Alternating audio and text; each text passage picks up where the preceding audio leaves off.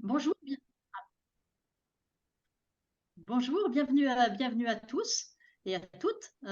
Donc pour cette table ronde consacrée à la scolarité lors du retour en France. Donc nous avons eu déjà des tables rondes consacrées à d'autres sujets, mais celle-ci concerne quand même un grand nombre de familles. C'est souvent une préoccupation.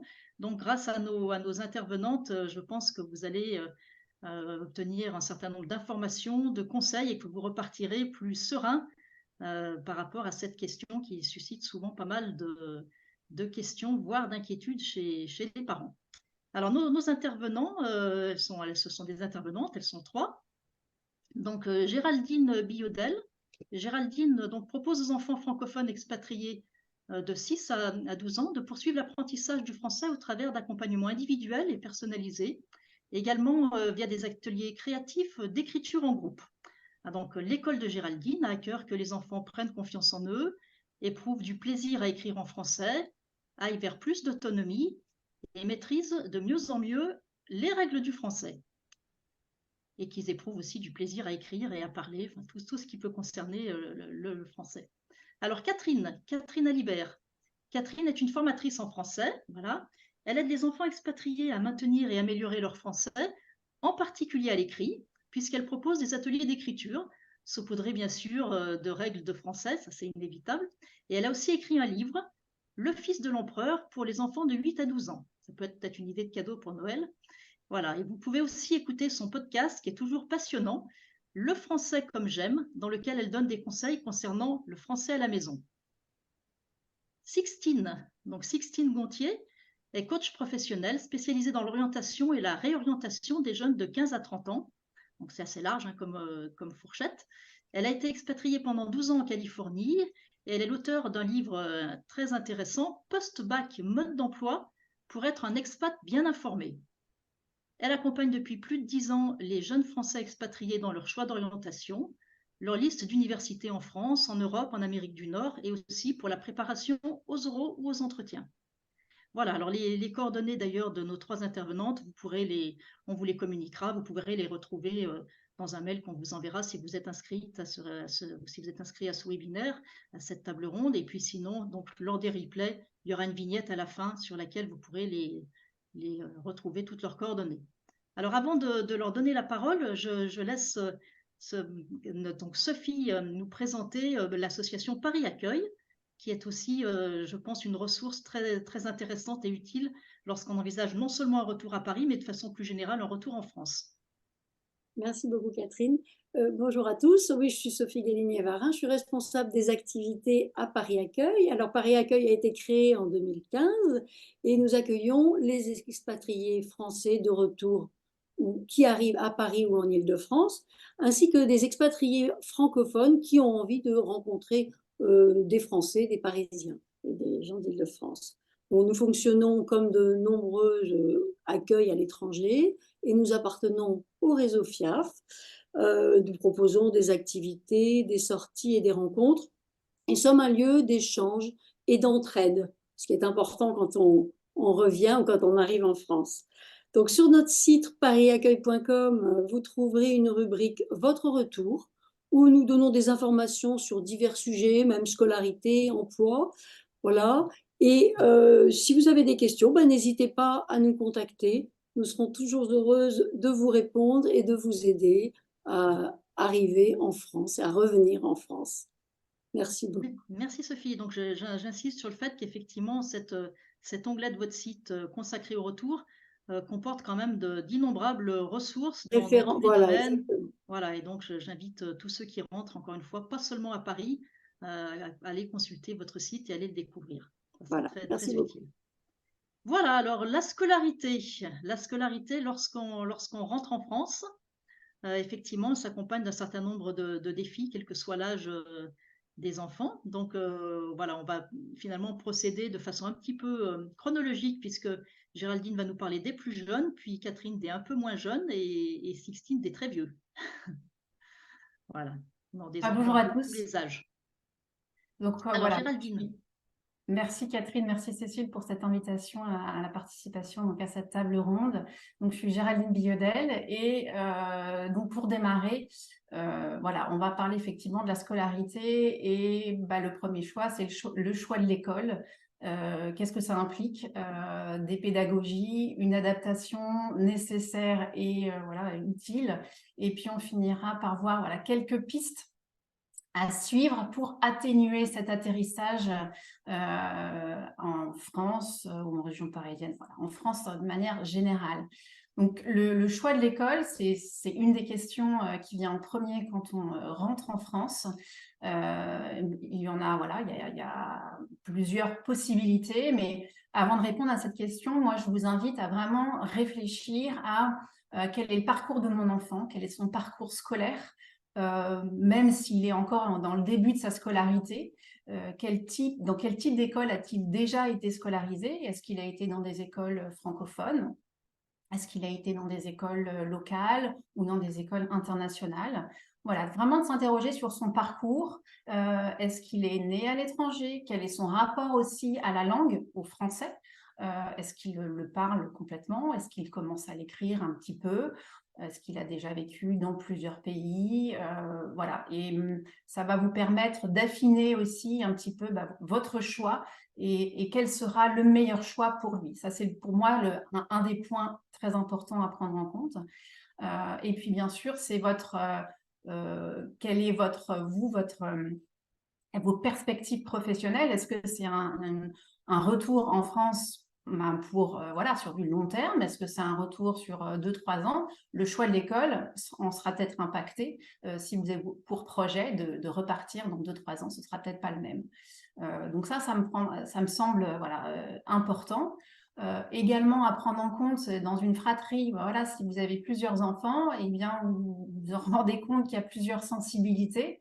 Et plusieurs sensibilités, ça veut dire quoi? Ça veut dire qu'il peut y avoir aussi plusieurs établissements, des établissements différents pour que voilà, l'aîné soit dans l'école qui lui correspond, le second dans celle qui lui correspond également, dans lesquelles chacun peut s'épanouir avec voilà, ses qualités et voilà, je pense que ça c'est quelque chose qui est tout à fait envisageable et à prendre en compte. Voilà. Maintenant, les pédagogies, chaque école va avoir une pédagogie différente et choisir une école, c'est pas uniquement choisir une adresse. Quand on rentre en France ou même quel que soit notre lieu de résidence, on va choisir un lieu d'habitation, un appartement, une maison, et puis on va peut-être chercher l'école qu'il y a autour pour que ce soit facile. Mais bon, choisir une école, c'est aussi choisir une pédagogie. Et si votre enfant a été dans une école internationale, il a découvert un système éducatif qui est radicalement différent du système français.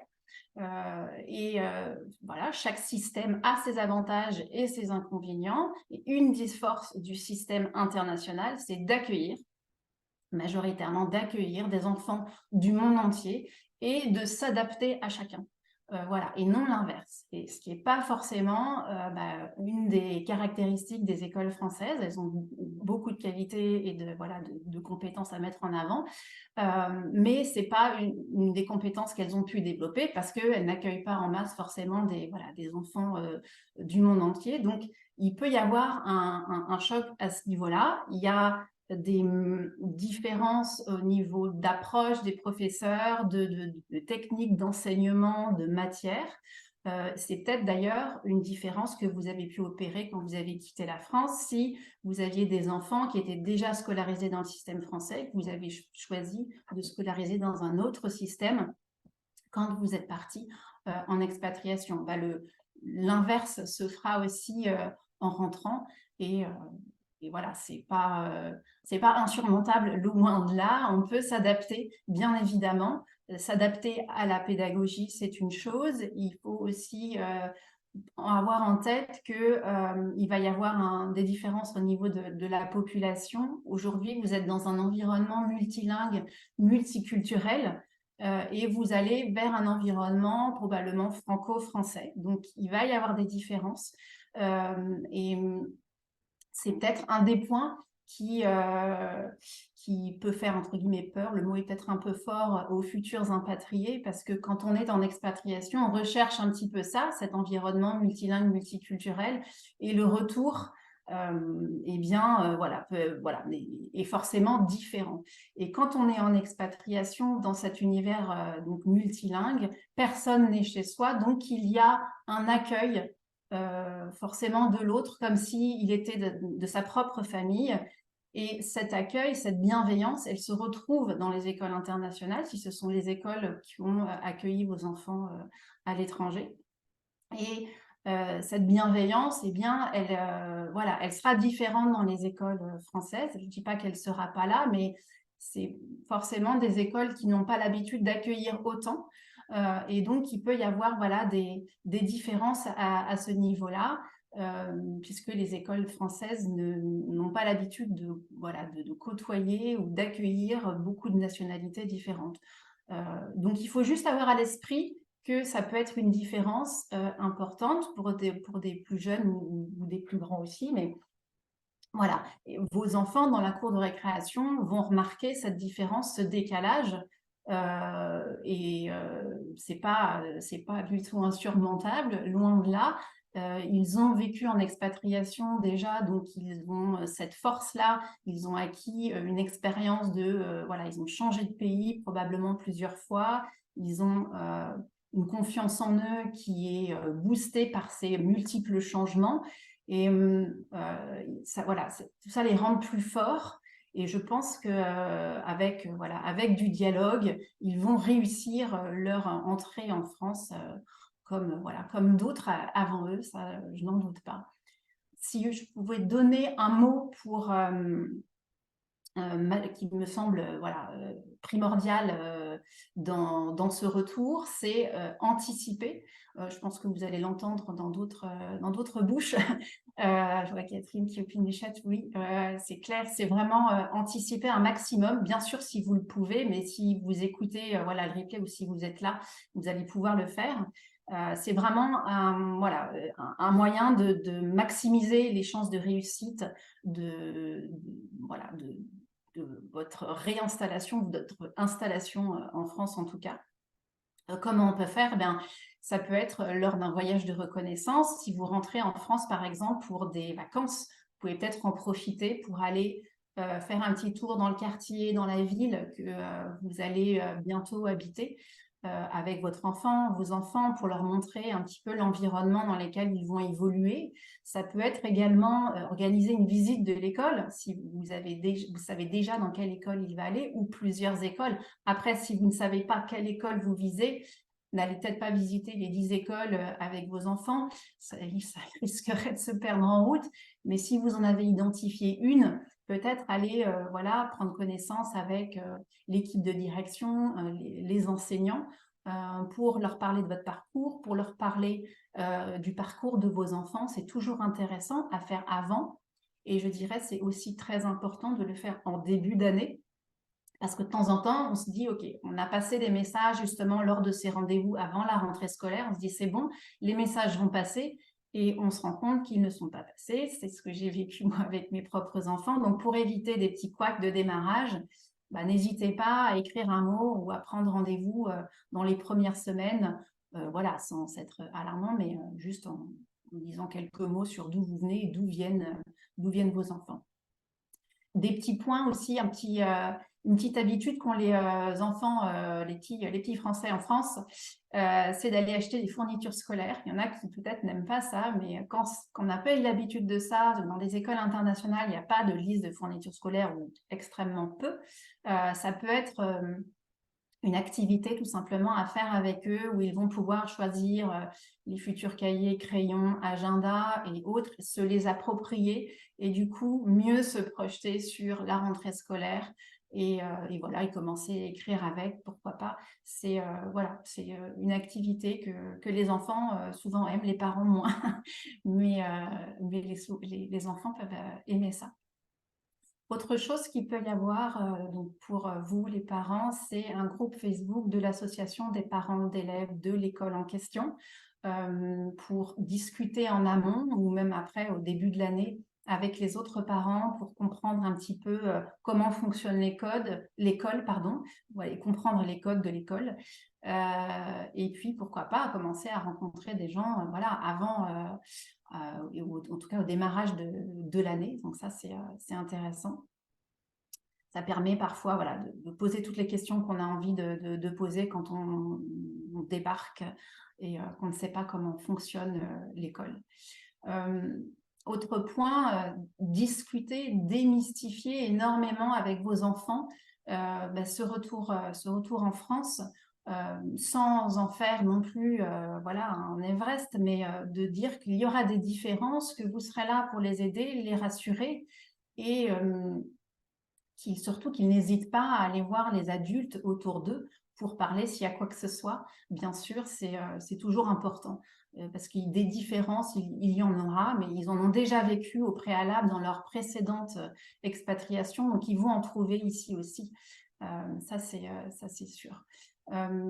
Un autre point, peut-être que votre retour en France, il n'est pas pour tout de suite, il est pour dans 1 an ou dans 2 ans.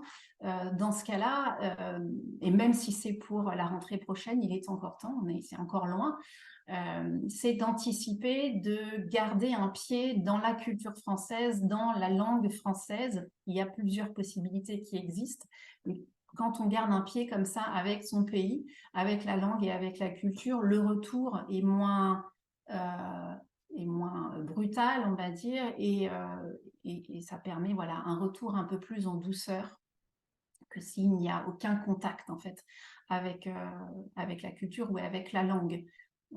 Dans cette idée, pour les petits par exemple, ou les jeunes, pardon, les petits qui rentreraient en CP, il y a notamment un livre de Suzy Morgenstern qui s'appelle Mon année au CP, qui sont en fait quelques histoires et des activités autour de la rentrée au CP, donc au primaire, le monde, l'univers de la récréation. Et donc, ça peut être intéressant de lire ce livre avec eux. Il en existe des tonnes et des tonnes sur voilà, le déroulement d'une année, que ce soit en CP, CE1, CE2 ou d'autres niveaux. Et ça peut être un moyen pour eux de voir un petit peu comment ça se passe si dans leur pays, c'était à la fois une autre langue et puis voilà, quelque chose de complètement différent. C'est une première approche. Voilà. Donc, ce que je voudrais dire pour terminer, c'est que votre enfant, il a déjà parcouru des pays différents, donc peut-être des systèmes scolaires différents, ou en tout cas des écoles différentes. Donc, il s'est forgé une culture, aussi une confiance en lui assez solide. Les enfants, en général, sont assez résilients. Et si lui, il vous sent voilà, à l'écoute, à son écoute, bienveillant et pas stressé, bah, lui ne le sera pas non plus. Ou en tout cas, s'il a des périodes de doute ou de questionnement, il saura qu'il peut venir vous voir. Et un autre mot d'ordre, c'est aussi beaucoup de bienveillance, notamment au début d'année. L'adaptation peut prendre quelques temps s'il y a une différence. Voilà, s'il vient d'un système international qui retourne dans une école franco-française, il y a un temps d'adaptation qui peut prendre voilà, plusieurs semaines, plusieurs mois.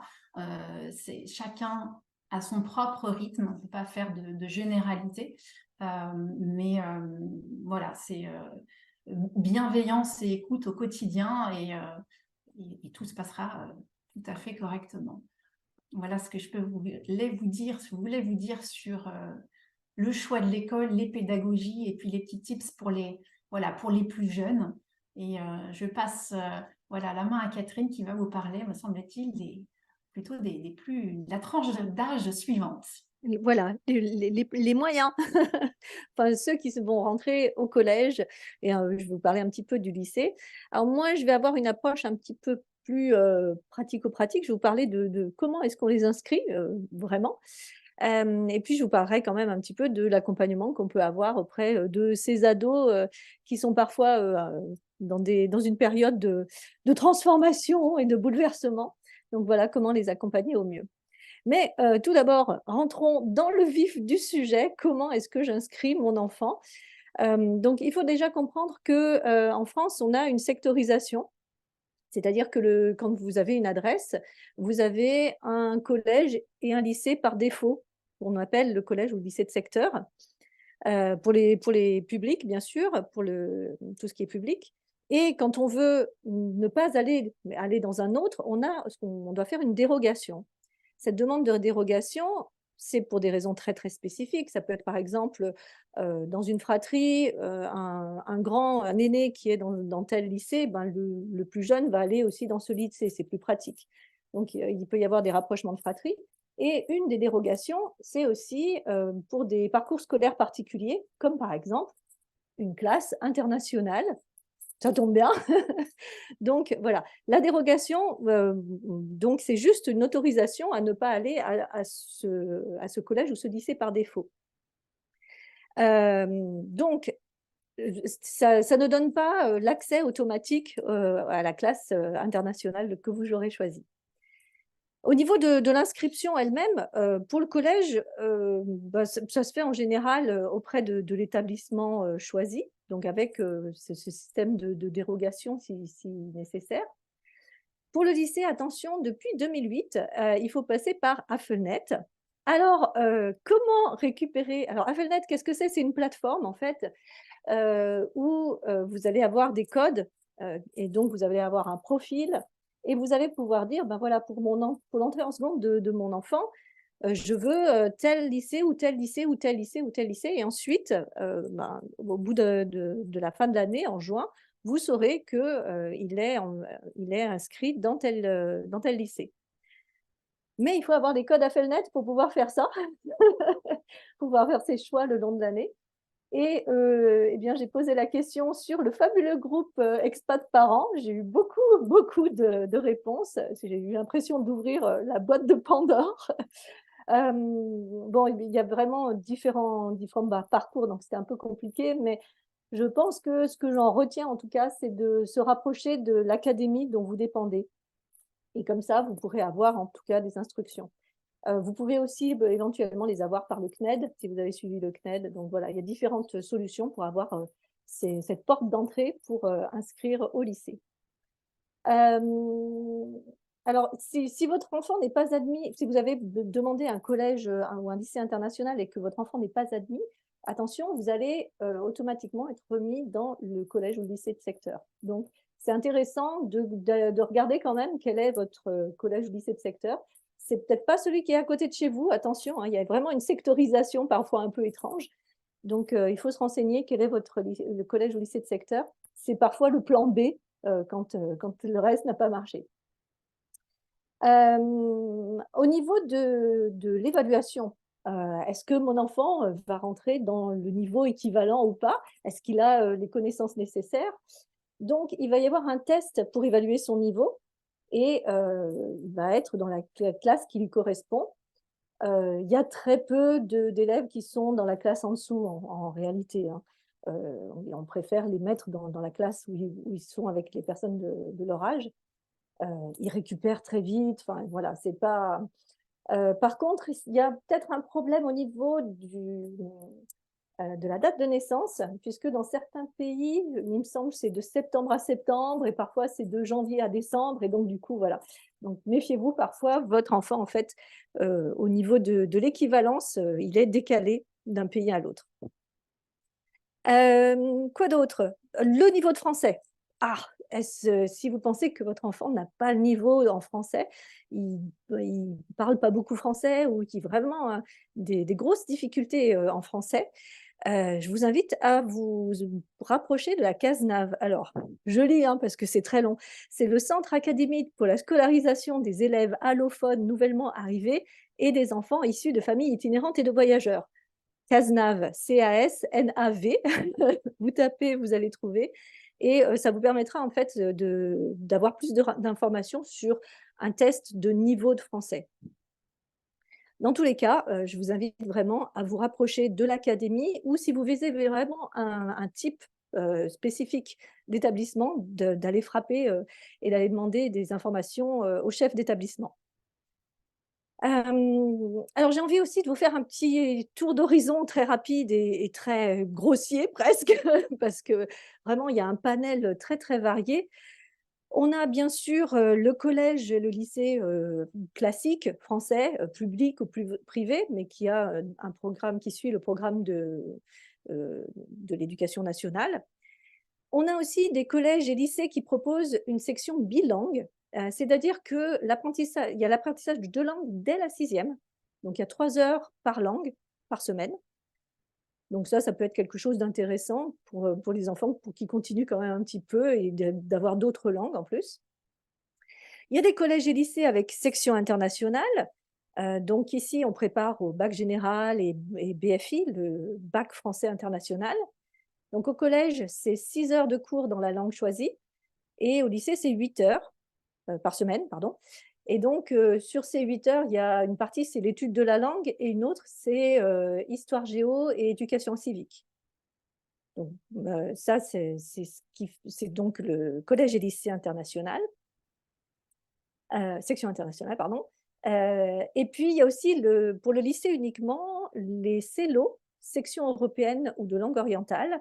Et ici, il y a plusieurs disciplines qui sont enseignées dans la langue de secteur. C'est encore un peu différent. Et puis, on n'y pense pas toujours, mais parfois, il y a des expatriés qui rentrent, mais qui vont repartir.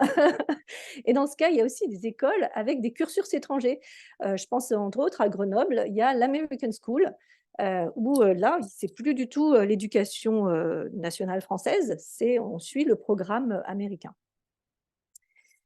Alors, dans cette jungle, comment est-ce que concrètement vous pouvez vous dépatouiller? Je vous donne un petit peu des ressources sur lesquelles vous pouvez vous appuyer pour créer un petit peu, pour en savoir plus. Tout d'abord, il faut savoir que chaque famille a un parcours différent. Il y a des élèves, il y a des enfants qui sont dans un établissement français à l'étranger, d'autres qui sont dans l'école locale, d'autres qui ont suivi des cours du CNED, d'autres qui ont fait l'école à la maison. Donc, ça fait beaucoup, beaucoup de paramètres. Et à ça s'ajoute le fait que selon chaque académie, les procédures d'inscription sont parfois différentes. Donc, ce que je vous propose dans un premier temps, c'est d'aller sur le site du service public. Il y a une partie qui s'appelle Scolarité en France d'un enfant arrivant de l'étranger. À peu près ce qu'on veut, hein. Et en fait, grâce à un formulaire, vous allez avoir des filtres et vous allez arriver à finalement, réellement, ce que vous devez faire. Qu'a fait votre enfant avant? Quelle scolarité il a eu avant? En cochant les cases, vous allez ensuite avoir vraiment les informations qui correspondent à vos besoins. Je vous propose aussi donc d'aller du côté des académies, de l'académie dont vous dépendez, aller voir les chefs d'établissement. Comme le disait aussi Géraldine, bien sûr, les parents d'élèves, c'est une très bonne idée, j'avais oublié de le noter celui-là. Il y a aussi les groupes Facebook, comme Expat Parents que j'ai cité, bien sûr. Pensez aussi au groupe Facebook des villes. En fait, on n'y pense pas toujours, mais il y a toujours une petite communauté autour des villes ou des endroits où vous allez. Et donc, vous pouvez poser aussi des questions sur telle ou telle école, tel ou tel quartier. Ça peut aussi vous permettre un petit peu d'en savoir plus. Alors, le conseil, elle m'a grillé complètement, Géraldine. Mais bien sûr, c'est évident, c'est anticiper. Alors, si vous pensez à rentrer, par exemple, dans des établissements type section internationale, ce sont des établissements. Je prends l'exemple de Grenoble. On a la chance d'avoir l'école primaire, mais aussi le collège et le lycée international public. Sauf que c'est sélectif et les candidatures s'ouvrent mi-décembre. Donc les dossiers s'ouvrent mi-décembre, ils s'arrêtent en mars. En mars, vous allez avoir ensuite une réponse par rapport à votre dossier, mais en avril ou mai, dans ces eaux-là, il va y avoir un test et un entretien. Donc il faut aussi prévoir un voyage, un petit aller-retour pour faire le test et l'entretien. Donc c'est pour ça que je dis anticiper le plus possible, parce que vous voyez que les dossiers, c'est presque maintenant. Il faut voir aussi que, alors je mets un petit bémol quand même, si vous arrivez en catastrophe en juillet-août, il y a quand même quelques places qui sont réservées aux personnes qui arrivent au dernier moment. Mais il faut savoir quand même que les places dans les établissements de type section internationale sont limitées. Donc pensez à un plan B. Vraiment, on ne sait jamais. Et vraiment, renseignez-vous sur le collège et le lycée de secteur, c'est en dernier recours. Alors, je veux parler maintenant du choc culturel que peut rencontrer notre ado. Donc, Géraldine a parlé du choc que peut avoir les enfants par la pédagogie qui peut être différente, etc. Bah, pour les ados, c'est à peu près pareil, mais parfois c'est en plus fort, c'est en plus explosif, c'est en plus. On est dans une période de changement, il y a des amitiés qui sont fortes, parfois c'est difficile quand ils sont aussi ici de créer du lien, de nouveaux liens. Donc voilà, il va falloir accompagner tout ça. Il faut voir aussi que votre ado, il va venir avec ses propres codes et il va rencontrer d'autres personnes qui ont leur code à eux, qui vont avoir des références, le «tu as la ref», ils vont faire des blagues et «tu as la ref?» Ben non, j'ai pas la ref parce que moi je sais pas. Donc il va y avoir toujours ces petits hiatus là où on ne sait pas trop comment réagir. Donc c'est bien d'en parler à l'avance, de dire: «Voilà, tu auras pas toutes les refs», donc c'est bien de savoir à l'avance. Il faut aussi comprendre que notre ado, il n'a pas non plus la même vision que les autres. Heu et qu'il a vécu quelque chose de différent et que parfois quand un ado dit, «Ah mais, moi quand j'habitais à l'étranger», ça peut paraître très prétentieux pour quelqu'un qui n'a pas vécu à l'étranger.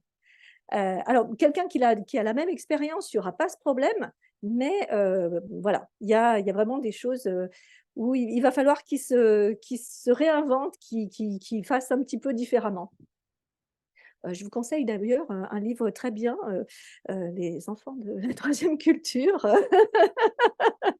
Si vous voulez en savoir plus, je trouve qu'il est très, très intéressant sur, ces histoires justement de nos ados, qui sont un peu perdus dans les 2 cultures. Alors comment les aider nos ados? Eh bien, il faut les écouter, il faut bien sûr discuter avec eux, il faut essayer d'ouvrir le dialogue. Je sais pas, c'est pas toujours facile, mais voilà, le faire le plus possible. Discuter avec eux les différentes options et vraiment les préparer à tout, même en cas de non-admission. Il faut voir que, un enfant qui a fait tous ces efforts, qui a passé, tout ça et qui ne se retrouve pas, admis dans une section internationale, il le prend, très mal. C'est tout à fait normal. Mais il faut bien expliquer que c'est possible et que les places sont limitées et que c'est le système et c'est pas lui, c'est pas ses connaissances, c'est pas donc il faut quand même le préparer un petit peu en cas de non-admission. Hem Et puis, pour le choc culturel, alors le choc culturel, j'ai oublié de dire, il y a aussi la langue. La langue, c'est extrêmement important. Heu, avec le professeur, il y aura pas de problème enfin, s'il parle français, normalement, il y a pas de problème. Mais il y a quand même une langue de la cour de récré, si vous voulez. La langue entre ados, elle est un peu particulière. Il y a un jargon qu'il faut avoir pour être intégré au groupe. Et pour l'aider là-dessus, je propose vraiment de se tourner vers la littérature ado française actuelle. Il y a beaucoup de livres qui se passent, dans des collèges ou des lycées. Il y a des livres, comme le disait, Géraldine, l'entrée en sixième, en cinquième, et cetera. Il y a aussi, ce type de livre. Il y a des enquêtes au collège ou au lycée. Il y a des livres comme Brexit Romance pour les gens qui sont anglophones, qui jouent beaucoup sur les codes et sur les jargons qu'il y a, sur le jargon, des jeunes, on va dire. Récemment, alors c'est plutôt pour le lycée, j'ai lu, Rita de Marie Pavlenko, qui est une histoire très, très forte, mais où vraiment on entend ces jeunes qui parlent comme je les entends moi à Grenoble, je vous assure. Donc voilà, ce parler vrai, je trouve que c'est aussi intéressant de le mettre dans leurs oreilles pour qu'ils ne soient pas choqués d'un wesh, ou de quelque chose comme ça. Voilà et autre chose, donc une fois comme pareil comme Géraldine, une fois que vous êtes arrivé sur place, que vous êtes inscrit, que la rentrée, s'est bien passée, faites aussi des, points régulièrement avec lui. Qu'est-ce qui s'est passé? Est-ce que tu te sens bien? Est-ce qu'il faut remettre les choses, à plat, et cetera? Vraiment faire des points réguliers, ça permet vraiment justement d'être plus serein.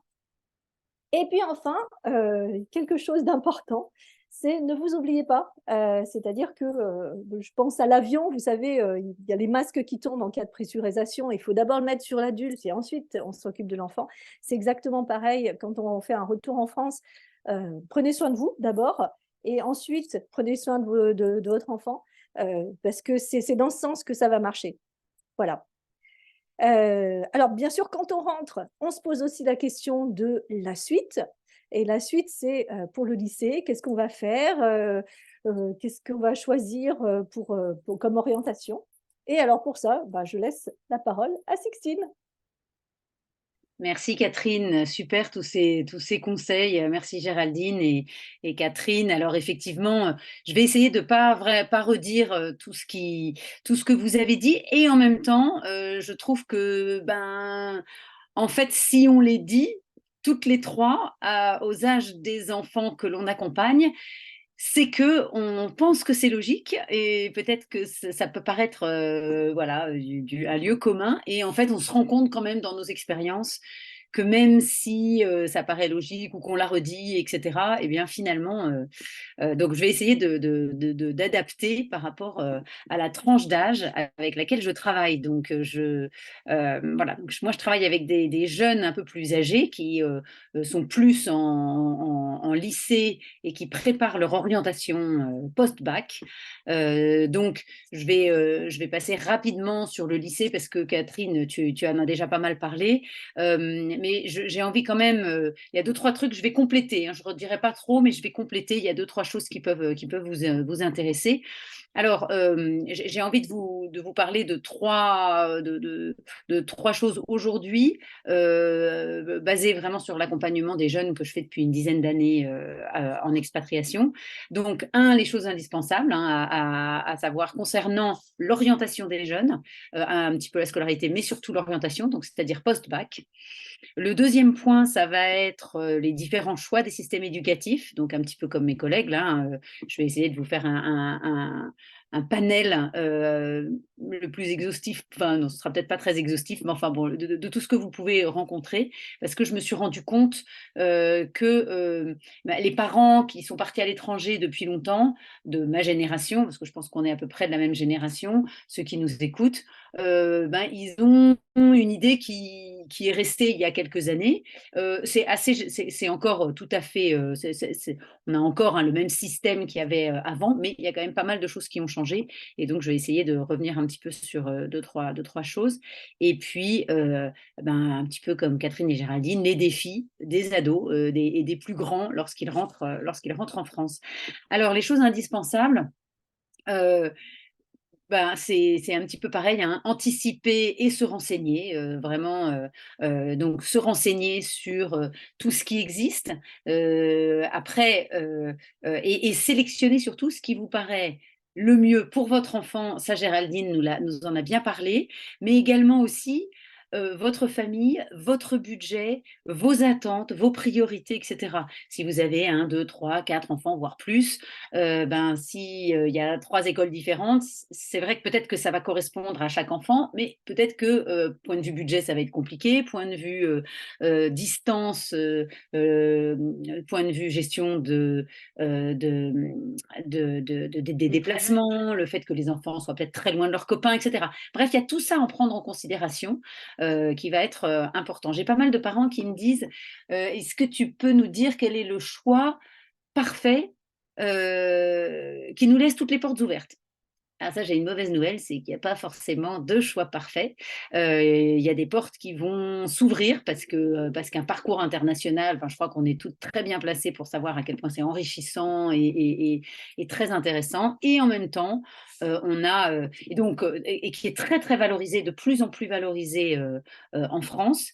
Et en même temps, certains secteurs, je pense à l'orientation post-bac, vont être encore un tout petit peu réticents à ces orientations, à ces parcours internationaux. Je vais en parler un tout petit peu après. Mais donc, bien se renseigner. Le seul truc, c'est que vous ne pourrez pas forcément tout connaître et tout, évidemment, tout anticiper. On vous demande d'anticiper le plus possible, mais voilà, soyez pas trop exigeants avec vous-même non plus, parce qu'il faut aussi profiter de cette dernière année en expatriation, si c'est votre dernière année, ou des derniers moments, parce que c'est quand même sympa. Donc, on prépare ce qui vous paraît le plus important. Donc peut-être pour vous, faites-vous une liste de ce qui va vous paraître le plus important en amont. Pour certains, il faudra que le logement, la scolarité, tous ces trucs-là soient calés. Et pour d'autres, ça sera plus souple. Donc on est coach, hein, on sait que voilà, on n'a pas forcément des conseils que l'on va appliquer à tout le monde. Donc surtout, pensez à vous, qu'est-ce qui vous paraît le plus important pour votre retour en France? Et quelles sont les cases que vous devez cocher absolument pour vous sentir pour que ce retour soit vraiment réussi. Donc, vous ne pourrez pas forcément tout anticiper, d'autant que c'est un petit peu la valse des réformes depuis quelques années en France. Je pense à la réforme du bac, je pense à la réforme des lycées. Alors, il y a 2 ans, on faisait plus de maths, cette année, on remet les maths. Enfin bon, bref, donc on y perd tous un peu notre latin. Mais il y a aussi des réformes en études supérieures. Il y a eu beaucoup de réformes des études de médecine, de Sciences Po. Catherine en a parlé, le bac français international était avant l'OIB, donc c'était ce qu'on voilà. Et donc il y a aussi un choix beaucoup plus important de système scolaire. Tu en as parlé aussi, Catherine. Il est possible de passer son high school diploma en France. Il est aussi possible de passer son A-level qui est dans le système britannique. Il est possible de passer beaucoup de choses, voilà, et la reconnaissance donc des parcours internationaux. Alors très reconnus, donc toutes ces formations internationales sont très reconnues en post-bac pour tout ce qui est évidemment business, relations internationales, sciences politiques, peut-être même aussi ingénieur. Vous allez aussi avoir évidemment dans l'hôtellerie. Ma fille, par exemple, est rentrée il y a 2 ans à Bordeaux pour faire Vatel, école hôtelière, et elle a fait le parcours complètement anglo-saxon. Donc, vous avez tous ces parcours, peuvent être complètement en anglais. Pas besoin de partir à l'étranger pour faire ces études supérieures en anglais. Vous pouvez les faire en France. Je pense dans les systèmes pour tous ceux qui veulent faire du business, par exemple. Vous allez avoir les écoles telles que les BBA, les Bachelor Business of Administration. Tout ça, c'est complètement en anglais dans plusieurs pays différents, mais basés en France. Donc, avec des tarifs et des tarifications aussi françaises qui peuvent être intéressantes. Donc, parcours internationaux super valorisés en France, de plus en plus. Et bien sûr, donc ça ouvre des portes. J'ai pas envie de dire que ça enferme, mais ça restreint certains secteurs. Vous avez certains secteurs qui résistent encore un peu et toujours à l'envahisseur, hein, qui sont comme on dit, dans le public, les universités. Vous allez avoir des secteurs dont on parle qui vont être sous tension. Donc l'université publique, quand vos jeunes vont vouloir s'inscrire en médecine, en droit, en psycho. Qu'est-ce que j'ai noté d'autre? Les classes préparatoires aux grandes écoles, toutes les classes prépa très sélectives vont aussi vont regarder le diplôme international un peu moins favorablement. Voilà, mais c'est important de le savoir, mais ça n'est pas non plus rédhibitoire. Il faut essayer. Il y a plein d'autres façons de rentrer dans ces formations qui sont un petit peu plus sélectives. La première pour les systèmes, pour l'université, vous pouvez aussi vos enfants peuvent aussi s'inscrire, pas forcément dans les grandes villes, hein, qui sont les universités les plus demandées. Catherine nous a parlé de la sectorisation. La bonne nouvelle que j'ai pour vous, pour les étudiants qui rentrent en études post-bac, sans domicile, et donc vous êtes toujours à l'étranger et votre jeune veut rentrer à l'étranger, eh bien la sectorisation ne s'applique pas pour ces jeunes-là. Ils sont considérés comme faisant partie de l'académie dans laquelle ils appliquent. Donc, c'est quand même une bonne nouvelle parce qu'ils peuvent s'inscrire et à Toulouse, à Lyon, à Marseille et à Nantes. Ils ne seront pas considérés comme en dehors de la sectorisation. Il y a quelques places par académie qui sont réservées pour des jeunes qui ne seront pas dans leur sectorisation, comme ce qu'a dit Catherine, hein, c'est réservé à des cas un petit peu particuliers parce que la formation n'existe pas dans son académie, ou donc la même chose que je ne vais pas redire. Voilà, mais nous, donc les expatriés ne sont pas considérés, il n'y a pas cette problématique de sectorisation si le jeune revient sans ses parents, hein, bien sûr. Si évidemment les parents rentrent, ça va être pas tout à fait la même chose, mais voilà. Donc, il peut s'inscrire dans des universités qui vont être peut-être moins demandées. Il peut également retourner dans une école ou une licence moins sélective et ensuite penser au transfert. Ça, c'est vraiment Je vous donne la bonne nouvelle, le mot de la fin avant d'avoir terminé, c'est pas grave, mais vraiment la bonne nouvelle, c'est que les transferts sont très très beaucoup plus facilité qu'à notre époque. Aujourd'hui, en post-bac, vous allez pouvoir passer d'un système à l'autre, passer même d'un pays à l'autre au sein de l'Union européenne. Enfin, bref, je ne vais pas avoir le temps, malheureusement, de rentrer dans tous les détails parce que le temps est un peu compté et je veux respecter également votre temps. Mais voilà. Donc, possibilité de rentrer dans une école ou une licence moins sélective et de transférer en deuxième année. Possibilité de faire un bachelor ou ce qu'on appelle undergrad en Europe et revenir en France faire un master. Pour les études médicales qui vont être assez spécifiques, j'ai des jeunes qui sont partis en Roumanie faire leurs études en français pour faire leurs études de médecine et qui reviennent ensuite en France. J'ai des jeunes qui sont partis en Espagne faire kiné. Bref, il y a quand même beaucoup de possibilités. Voilà. Après, si votre enfant sait depuis tout petit qu'il veut faire médecine en France, le conseil que nous avons quand même, c'est d'essayer de re-rentrer dans un système français assez vite parce que médecine fait partie de ces études qui sont un petit peu moins faciles à intégrer avec un système international.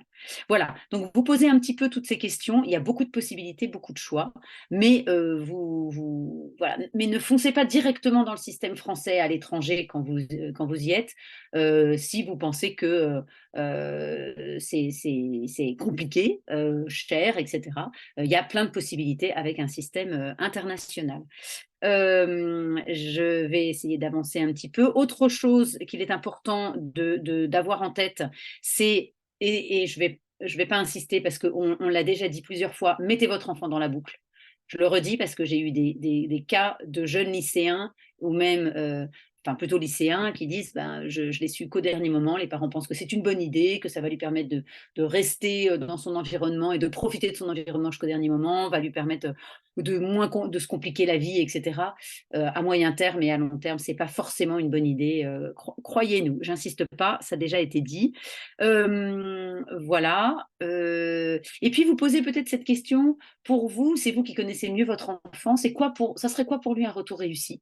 Est-ce qu'il vaut mieux un environnement très international ou un réenracinement très français?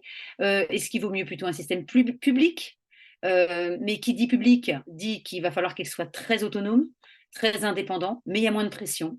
Ou alors un système privé, qui dit privé dit beaucoup plus de cadres, mais plus compétitif et plus de pression. Donc pour des jeunes qui ont été dans des systèmes moins sous pression, tout ça c'est à réfléchir ensemble. Est-ce qu'il a besoin d'avoir un sport particulier, une passion, une activité extrascolaire qu'il aime beaucoup? Donc, envisager ça également avec lui pour adoucir un petit peu le retour. J'ai des jeunes qui m'ont dit oh, si on rentre en France, mes parents achètent un chien. Ok, pourquoi pas. Non, je rigole, mais voilà, pour adoucir, quels sont les trucs qui peuvent l'aider? Est-ce que le jeune a besoin de connaître du monde sur place? Et donc, peut-être, si vous, dans votre réseau, vous avez du monde qui est rentré dans ces écoles-là, ça va peut-être l'aider. Ou alors, est-ce que vous n'êtes pas du tout inquiète ou inquiet? Ça va très bien se passer. Ma fille, mon fils se fait des copains partout. Voilà. Donc, réfléchissez un petit peu à cet environnement scolaire idéal pour votre enfant. Même chose pour si votre enfant veut partir pour faire ses études après le bac. Pareil, l'environnement universitaire idéal, c'est vraiment une question que je pose aux jeunes. Quel est cet environnement? Surtout si vous restez à l'étranger, surtout si vous êtes loin. N'omettez pas de quoi il a besoin. Le classement de l'école internationale ou de l'université est importante, et ça, je le comprends, mais son environnement, et souvent des jeunes, j'accompagne aussi des jeunes en réorientation, parce qu'ils se sont trompés d'orientation, enfin, le pensent-ils, et souvent, quand on retravaille sur son environnement professionnel, universitaire idéal, il me dit, finalement, je suis plutôt bien dans mon orientation, mais c'est le cadre qui n'allait pas du tout. Et donc là, on va rechercher un autre cadre qui va être beaucoup plus approprié. Voilà. Donc, pensez à ça en amont. J'essaye de passer assez vite sur les choix des systèmes scolaires parce que Catherine en a déjà pas mal parlé. Système français, voilà. BFI, tu en as parlé aussi, bac français international, qui se fait donc, je précise juste, qui se fait vraiment dans les lycées français, alors que le système IB, International Baccalaureate, va se faire plutôt dans des établissements internationaux. dans les lycées internationaux. Donc, le diplôme IB est possible. Vous pouvez, si votre enfant a déjà commencé un diplôme IB à l'étranger et que vous voulez continuer, vous pouvez vous renseigner aussi dans les lycées internationaux pour passer ce diplôme. Vous avez également dans les établissements en France, c'est assez récent, vous avez ce qu'on appelle le Dual Diploma Academica, avec la possibilité de se former et de passer et le High School Diploma et le baccalauréat français. Et donc, on appelle ça le Dual Diploma Academica. Il n'est pas dans tous les lycées français, c'est même assez rare, mais il existe. Et je pense également à un autre système plutôt mixte avec la possibilité de rentrer en France, faire son baccalauréat français, mais ceux qui souhaitent garder le High School Diploma, par exemple, possibilité de passer son High School Diploma en ligne avec une High School américaine. Et donc, l'enfant va s'inscrire en high school américaine online et va passer, donc va le faire à son rythme, etc. Donc ça, j'ai eu des étudiants qui l'ont fait également. Donc, si vous avez des questions à ce niveau-là, je pourrais retrouver les informations s'il y a besoin. Et après le bac, si jamais votre enfant rentre après le bac, même s'il arrive d'un système international, il peut s'inscrire sur Parcoursup. J'ai tout le temps cette question. Vraiment, n'écoutez pas ceux qui vous disent que ça n'est pas possible ou que c'est compliqué. Non, il peut s'inscrire sur Parcoursup, même s'il n'a pas d'identifiant national élève, on appelle le INF. INE, pardon, identifiant national élève, qui est un petit peu, tu disais, Catherine, un peu la même chose, le code, je ne sais plus ce que tu disais, mais c'est un peu la même chose, le code pour rentrer, pour s'inscrire au lycée en France, il faut trouver, voilà. Et pour les étudiants qui ne sont pas dans le système français, vous allez voir sur Parcoursup, quand quand votre enfant va s'inscrire, on va lui demander son INE, il ne l'a pas puisqu'il est dans un système international, et il va juste cocher la petite case en dessous, je n'ai pas d'INE. Et là, il va être dans il va rentrer, il va pouvoir rentrer ses formations. Parcoursup, si vous allez sur les plateformes Facebook, les pages Facebook, alors évidemment, on ne peut que vous recommander Expat Parents. Je vais également vous recommander une page Facebook pour les études post-bac de vos enfants qui s'appelle Mon bébé passe le bac. Qui est une plateforme où vous allez avoir énormément d'informations, énormément de ressources. Donc ça, je vous recommande vraiment d'y aller pour poser vos questions, si vous avez toutes les questions que vous pouvez avoir. Toutes les questions qui vous passent par la tête ont déjà été posées, mais donc, et il y a une grosse communauté qui pourra y répondre. Donc c'est la nationalité de votre enfant qui est importante pour rentrer en France, faire ses études supérieures. Voilà, c'est tout ce qu'il faut savoir. Ça n'est pas la nationalité du diplôme. Donc, je veux juste très très rapidement, il y a bien évidemment nous les Français qui sommes partis à l'étranger. Alors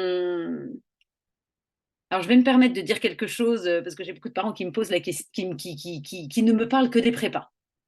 Que des prépas, il n'existe que des prépas. Et d'ailleurs, si mon enfant ne fait pas Louis le Grand, Henri IV, ou toutes les grandes prépas parisiennes, en fait, il n'aura pas réussi son retour en France, etc.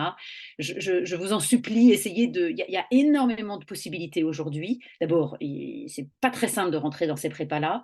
On veut un peu tout quand on part à l'étranger. On veut aussi bien, et c'est souvent des enfants qui n'ont pas suivi une scolarité française, donc ça va pas être très simple pour eux d'écrire en français, etc. Donc, soyez ouverts, comme ce que vous avez proposé à vos enfants en partant à l'étranger, d'être le plus ouvert possible. Donc, soyez vraiment ouverts, il y a plein de choses. Donc, il est possible aujourd'hui maintenant de faire des BTS ou des BUT, qui sont des bachelors universitaires de technologie qui remplacent les DUT. Le BUT est en 3 ans, offre énormément de possibilités de transfert dans toutes ces grandes écoles. Voilà, vous avez évidemment les classes prépa, mais vous avez des classes prépa très très sélectives, des classes un petit peu moins sélectives.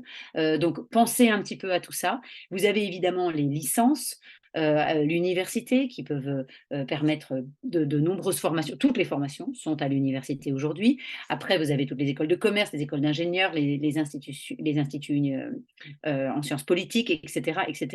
Je ne vais pas vous faire... ce n'est pas l'objectif aujourd'hui, mais on peut en parler si vous avez besoin. Donc, vraiment, et il faut savoir qu'il y a un gros réseau d'universités étrangères européennes d'universités européennes. La France a signé la déclaration de Bologne dans les années 2000 avec une cinquantaine d'autres pays européens pour harmoniser les études supérieures en Europe, pour permettre aux étudiants de passer d'un système à l'autre. Alors, on ne peut pas encore faire un semestre à Amsterdam et un autre semestre à Lyon. C'est quand même en projet. Ça n'est pas encore tout à fait ça, mais il est tout à fait possible de faire un an. Alors, si vous passez dans les programmes Erasmus ou en échange interuniversitaire. Hein. Donc, ça, c'est tout à fait possible. Mais de par vous-même, vous n'allez pas pouvoir faire du pick and choose et puis faire comme ça. Mais par des programmes internes, voilà. On est le pays d'Europe qui accueillons le plus d'étudiants en Erasmus et c'est un système d'échange, c'est-à-dire que c'est nous qui en envoyons aussi le plus. Comme nous en accueillons le plus, on peut en envoyer le plus. Bref, donc énormément de possibilités. Vous savez aussi, enfin vous savez peut-être pas, mais il y a beaucoup d'universités européennes qui sont gratuites pour les Français. Je pense à tous les pays d'Europe du Nord, je pense à des scolarités qui sont très peu chères aux Pays-Bas. Les Pays-Bas, il y a un autre sujet qui est le logement, mais il est quand même, ce sont des très très bonnes universités.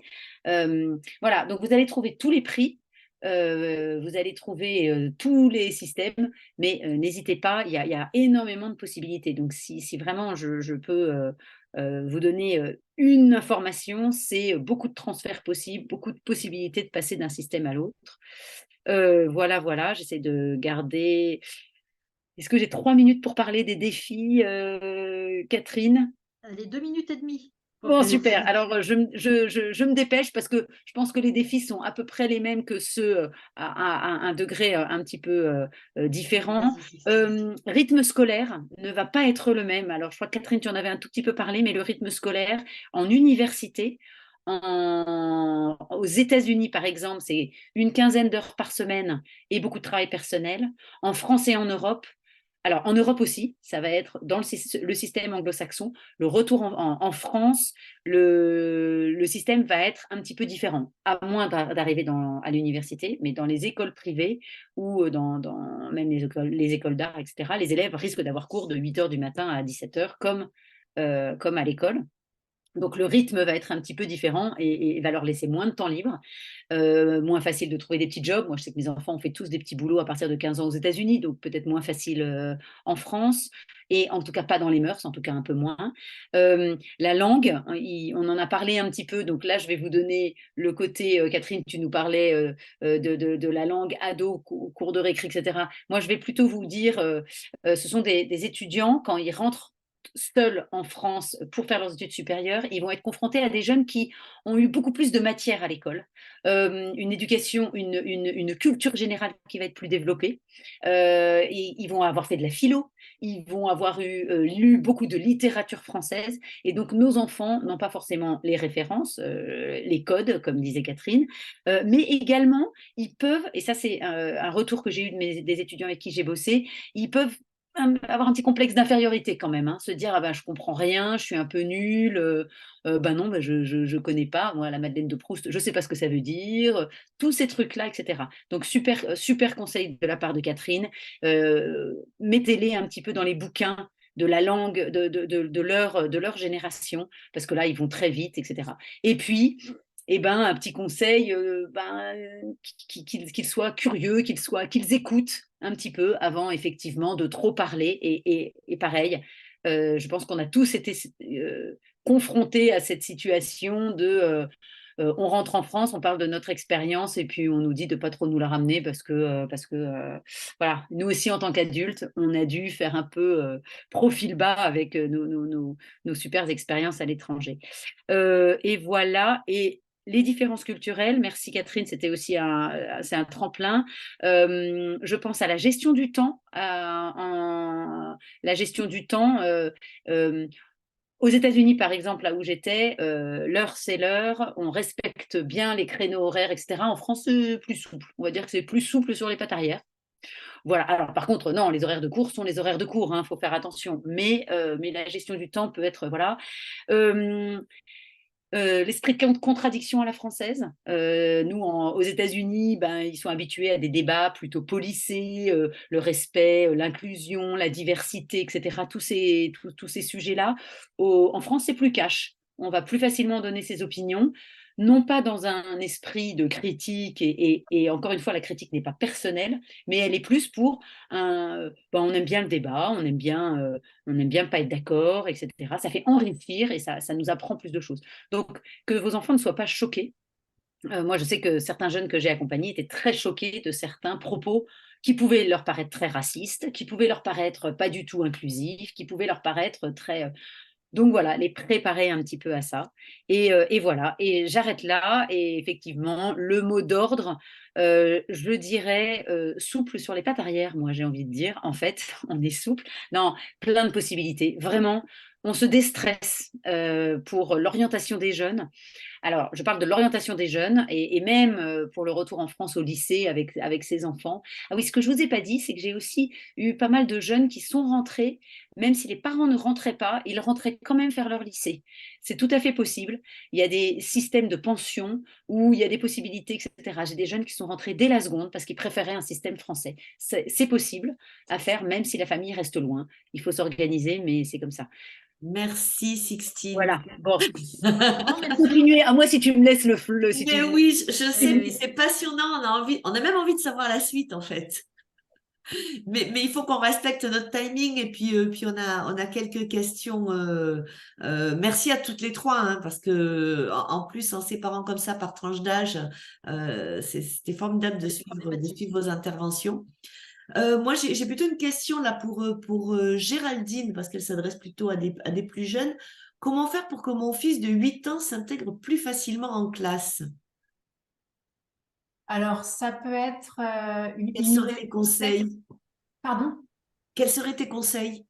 Eh bien, un conseil, ce serait que l'enfant puisse parler de son expérience d'expatrié, d'ancien expatrié, et donc, pourquoi pas, de faire un exposé en classe, donc du pays dans lequel, le dernier pays dans lequel il a habité, ou des pays dans lesquels il a habité, pour voilà, montrer un petit peu ce que lui a traversé, c'est les villes dans lesquelles il était, les pays, bien sûr, les différences, et en mettant en avant les différences culturelles, les différences de langue, et ça permettra aux autres de mieux connaître et de mieux appréhender un petit peu par voilà, le parcours de cet enfant qui arrive voilà, d'un autre pays, et donc d'atténuer des tensions s'il peut y avoir des tensions, ou voilà, de pouvoir répondre aux questions des uns et des autres. C'est un bon moyen de créer du lien en fait, et d'atténuer les différences en fait aussi. Alors j'ai la même question, mais elle s'adresse plutôt à ceux du collège.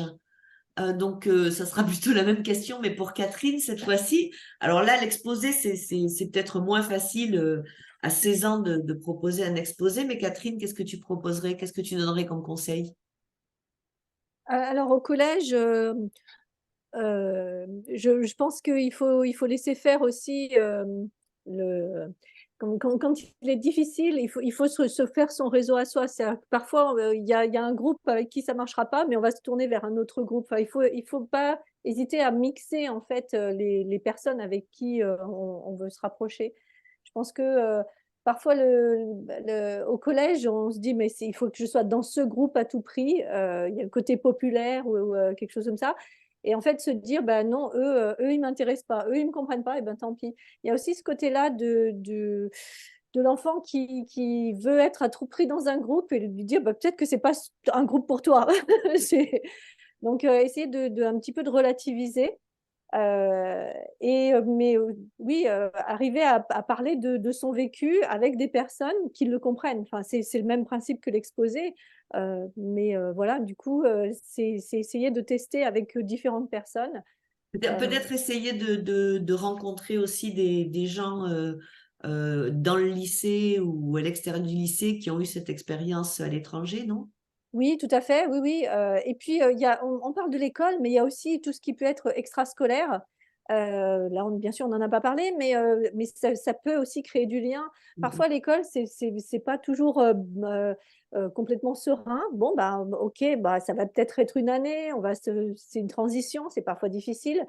Mais parfois, on peut aussi se dire, tiens, il y a, je ne sais pas, un club lecture ou j'en sais rien, avec d'autres personnes qui vont, par une activité, en fait, il va pouvoir retrouver un autre groupe dans lequel il se sentira mieux. Donc, ça peut être quelque chose d'intéressant. Très bien, merci beaucoup à toutes les trois. Je laisse le mot de la fin à Catherine. En tout cas, c'était passionnant. Merci pour pour vos interventions complètes et concrètes. Je renouvelle moi aussi les remerciements à toutes les trois. Merci beaucoup.